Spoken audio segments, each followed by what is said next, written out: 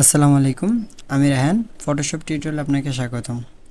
এই পর্বে কথা বলবো আনডু এবং রিডু নিয়ে। আনডু হলো পিছন দিকে ব্যাক করা এবং রিডু হলো সামনের দিকে অগ্রসর হওয়া। আমরা কিছু অবজেক্ট নিয়ে দেখাবো, যেমন এখানে একটা ইলেকট্রিক্যাল টুল নিয়ে নিই, অল্টার ডিলিট প্রেস করে একটা কালার অ্যাপ্লাই করে দিলাম।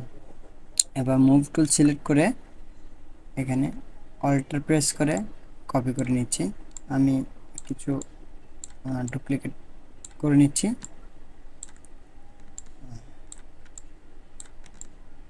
সাপোজ আমি 10টার মতো করব। এখন দেখা গেছে কি 10টার থেকে এখানে বেশি হয়ে যাচ্ছে, ঠিক আছে।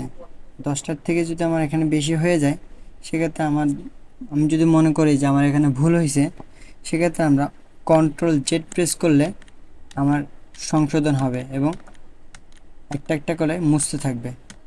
এখন আমি যদি মনে করি যে আমার বেশি ডিলিট হয়ে গেছে বা বেশি মুছে গেছে, সেক্ষেত্রে আমি আবার সামনের আগের মতো ফিরে পাওয়ার জন্য কন্ট্রোল শিফট জেড প্রেস করলে আমরা আগের অবস্থায় ফিরে পাবো, মানে সামনের দিকে অগ্রসর হবে।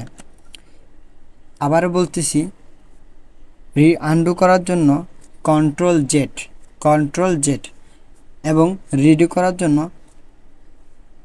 কন্ট্রোল শিফট জেড এটা প্রেস করলে আপনি আনডু এবং রিডু সহজেই করতে পারবেন। আশা করি ভিডিওটি বুঝতে পারছেন। খুবই ছোট একটি ভিডিও, কিন্তু খুবই গুরুত্বপূর্ণ একটি ভিডিও, আপনার কাজের ক্ষেত্রে খুবই দরকার হবে। সবাইকে ধন্যবাদ আমার সাথে থাকার জন্য।